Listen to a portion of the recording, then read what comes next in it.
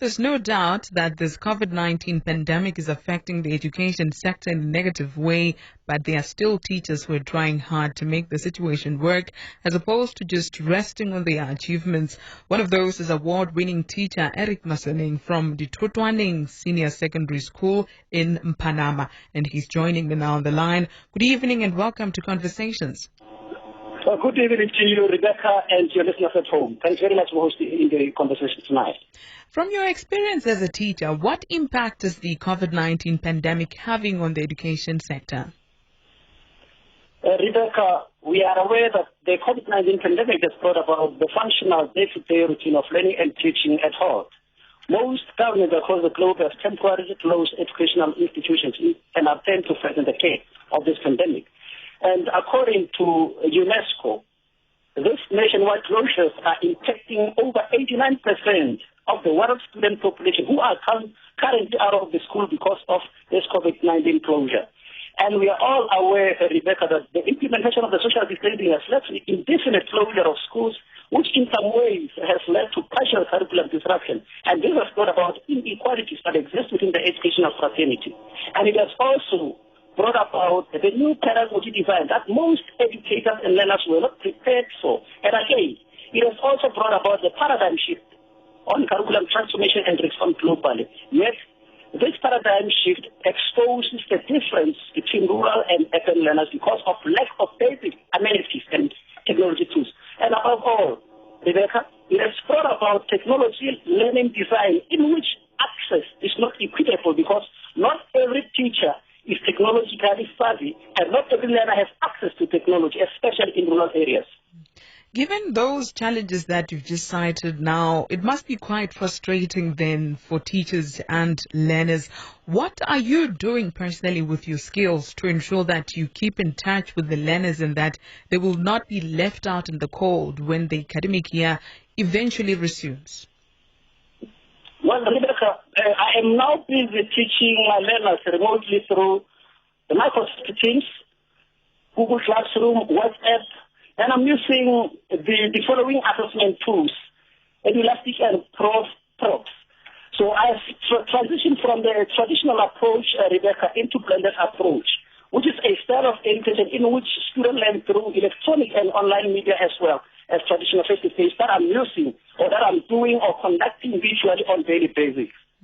And how best should parents ensure that their children keep busy with educational activities in this period to add to the work that you do as teachers? It is quite frustrating, Rebecca, that not every parent is aware of the impact that this pandemic has on the education of their kids.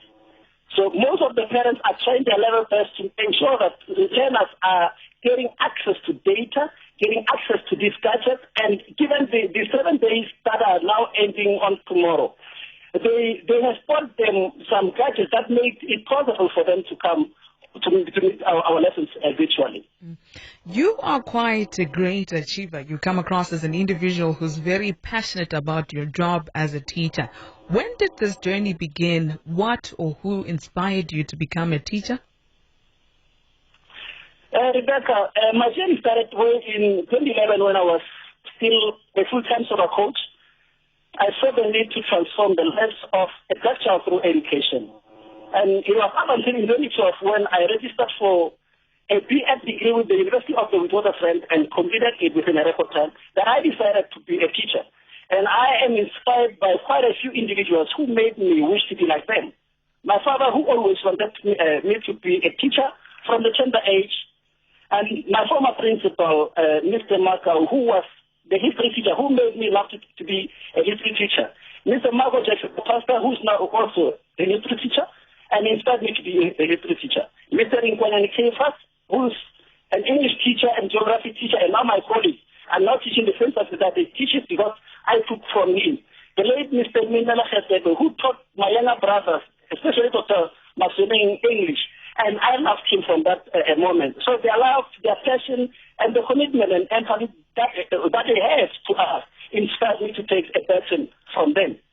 And this has now seen you actually go as far as to win awards, and you've also been nominated for some. Please tell us more about this.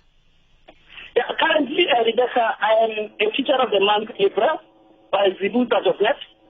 This is the first time since September last year that I was nominated and selected as the teacher of the month from September, November, January this year, and now it's April. And Zibuza.net is an online professional community that connects all stakeholders in the basic education ecosystem. And I was also awarded for a stunning performance in the school East District in 2018.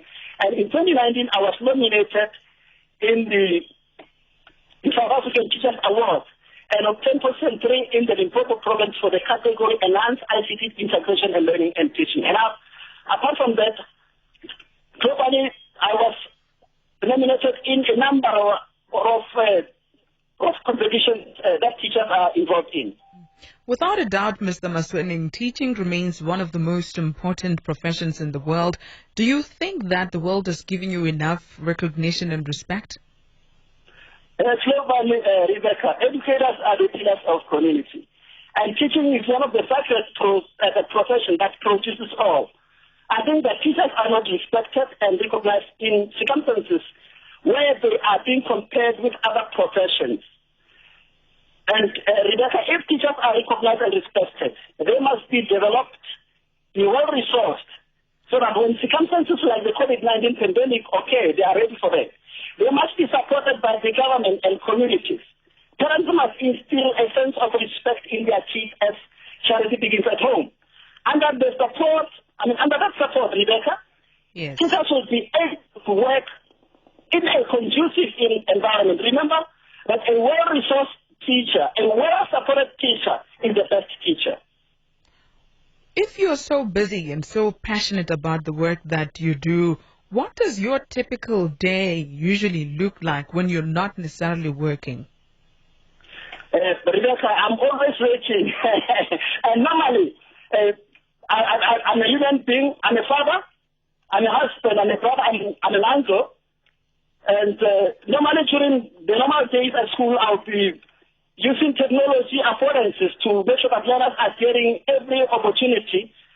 I'll also mentor learners at school on poetry and drama, on debate, music and dance.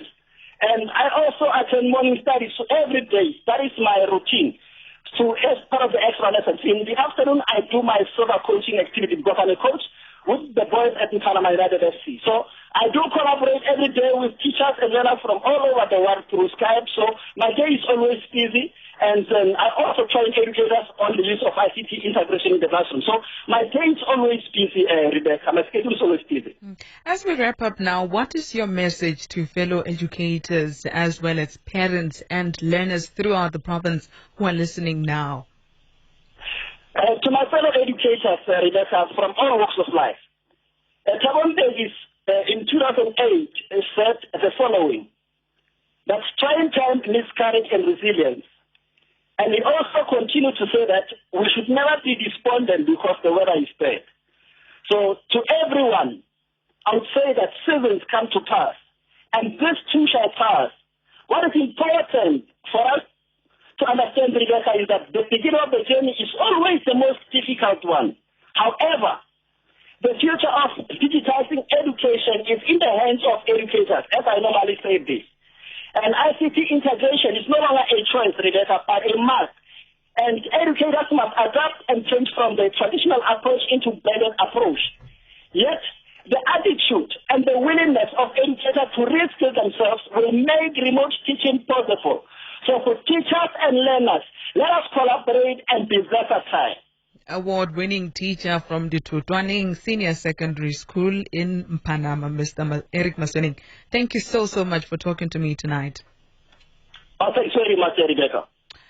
All right, our female health talk is up next. Conversations, Mondays to Thursdays from 6 to 8 p.m. on Energy FM and Choice FM.